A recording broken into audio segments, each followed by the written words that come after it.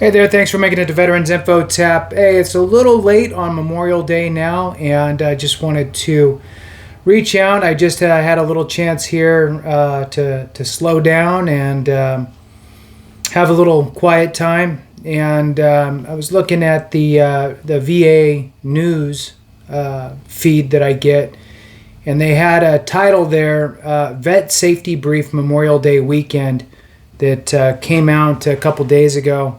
And I was, in my mind wondering what exactly the VA is going to say. So let's see. Clicking on it now, and it says here, and again, a little behind the ball for me to read this, but just curious what they're saying. And we're still technically in Memorial Day. So, Vet Safety Brief Memorial Day Weekend.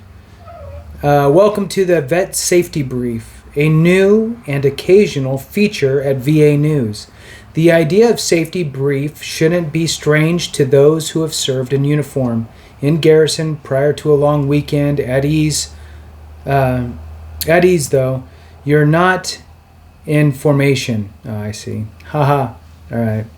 And this isn't a list of don'ts and thou shalt nots. Instead, we'll be focused on resilience. I'll tell you that I had a CO in the Marine Corps, and his little thing, he'd say, whatever, blah, blah, blah, the weekend, all that stuff, and, make it back. And remember, don't drink and drive. You'll spill your drink, is what he would say all the time. What was his name? Wendell. Captain Wendell. All right, so moving on. This weekend's theme is forging friendships and building resilience. And it comes from retired Army NCO and VA Press Secretary Terrence, a skilled planner and communicator with almost 3 decades of service and leadership experience. The story Hayes shares below is heartwarming and compelling, but it also demonstrates a sense of vulnerability during a difficult time in his life. Here's how he forged ahead, and what it means to him today, and how he plans to use this story to inspire others. All right. Let's scroll and see how long it is. All right, it's not too bad. All right, let's jump into it. So here's his story. I never imagined attending my first camp retreat would be as a 33-year-old man alongside military families grieving the loss of loved ones. I had just volunteered to serve as a mentor at a 4-day grief camp for military survivors in the nation's capital over the Memorial Day weekend. I had no idea what I was getting myself into or if I would even make an impact with these kids who were still navigating the loss of a dear family member. Hell, I had just recently and unexpectedly lost my own veteran father and hadn't truly grieved myself. As an Army senior non-commissioned officer, I was coached and well-trained to lead and influence soldiers, but I didn't know if I was prepared for the challenge of this unique weekend. I was going into this experience as blind and nervous, afraid and anxious as the children I would be connecting with. All the same emotions, but turned up to 100 degrees.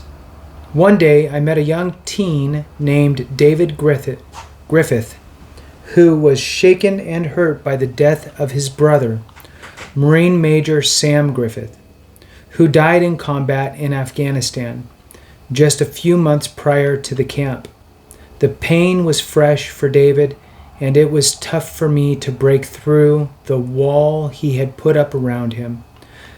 But as a former high school basketball coach once told me, you must take it possession by possession or moment by moment.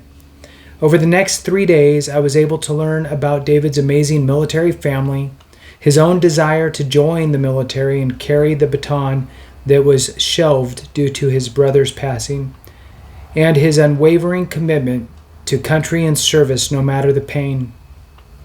David had real goals and aspirations for his future, and he wanted to be the best version of himself, both for his brother and for his country, and for the country his brother died for. And although I was there to mentor, I soon realized that this kid was teaching me strength, selflessness, and resiliency. What started out as a volunteer event became, for me, a life-changing experience. I was unbalanced myself, and David gave me the mentorship I didn't know I needed. Today, 11 years later, David and I continue a real transformational friendship and brotherhood. Remember that desire he had to join the military? He has achieved that goal and is now pursuing to be a chaplain in the Army in hopes of providing the same love and compassion for soldiers and their families that he received during that 4-day camp in 2012. That's pretty outstanding. And me, I've taken life lessons from David and applied them to everything I do. I celebrate and love my family, friends, and colleagues harder. I enjoy the big and small moments significantly more. I've learned through my first camp retreat in 2012 that it's okay to not be okay. Sometimes, and that leaning on people in times of need is a sign of strength. It was David who taught me that, and I am forever thankful. I've come to understand that we all need someone to lean on, and sometimes we find that person when we least expect it. Isn't that the truth? We are not born with resilience. Resilience is something you develop through challenge and success, partnership and friendship. So remember, it's okay to be nervous, anxious, afraid. These emotions are only preparing you to become the resilient individual you are designed to be. That's what I learned from that life-changing Memorial Day weekend. That's what I learned from my mentee, my friend, David. Forging friendship is just one way that Hayes built resiliency. And you'll hear from him again soon, but it's not the only way. If you're having a tough time right now or this weekend, for example, the Veterans Crisis Line is ready to listen and help, and it's available 24/7. Simply dial 988 and press 1. You can also chat online at the Veterans Crisis Line or text 838-255. Millions of veterans have reached out for support. For the support they've earned, and you can too. And with that concludes it. And, good point. Check in on your brothers and sisters, those that maybe you don't talk to a lot, but you have their information. Because sometimes it's these moments that are hard, and you never know the straw that breaks the camel's back, right? It could be, you just never know. So if you haven't heard from somebody in a while, drop them a, hey, hope everything's going well, thinking of you. Let's chat again, in a week or whatever. I recently had a phone conversation with a buddy of mine and told him I'd check in, let's check in next week. How's that sound? What day works for you? And, we touched base on Thursday and, shot the breeze a little bit. And, you never know when somebody's going through a tough time. And if you're not going through a tough time, you could be that person to kind of help somebody along. So anyway, with that, we'll go ahead and conclude it. Thank you so much. I really appreciate you. And remember, if we don't take care of each other, something went wrong.